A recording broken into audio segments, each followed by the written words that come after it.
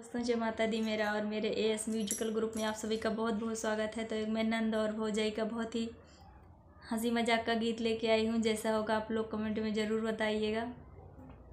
कौनौ जुगुतिया बतावा मोरी ननदी, सैया मिले हैं अने बोलावाना। कौनौ जुगुतिया बतावा मोरी ननदी, सैया मिले हैं अने बोलावाना। दलिया मानो नवा चटक कैदा भौजी, गरजी पड़े भैया बोली है ना। दलिया मानो नवा चटक कैदा भौजी, गरजी पड़े भैया बोली है ना। बड़ा बड़ा कवर जे खाई लई गे ननदी, तब न बोलैयने बोलावाना। बड़ा बड़ा कवर जे खाई लई गे ननदी, तब न बोलैयने बोलावाना। कौनौ जुगुतिया बतावा मोरी ननदी, सैया मिले हैं अने बोलावाना। लोटिया के पनिया गरम कैदा भौजी, गरजी पड़े भैया बोली है ना।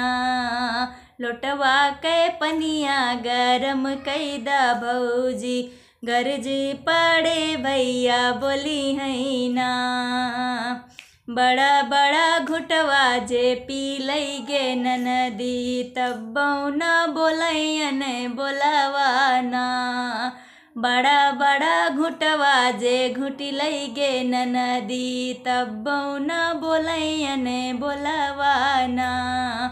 कौनौ जुगुतिया बतावा मोरी ननदी, सैया मिले हैं अने बोलावाना।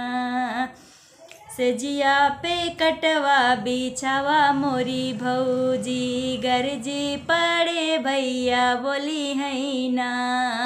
सेजिया पे कटवा बिछावा मोरी भौजी, गरजी पड़े भैया बोली है ना। गहरी निंदिया में सोई गईले ननदी, तब न बोलैयने बोलावाना। गहरी निंदिया में सोई गईले ननदी, तब न बोलैयने बोलावाना।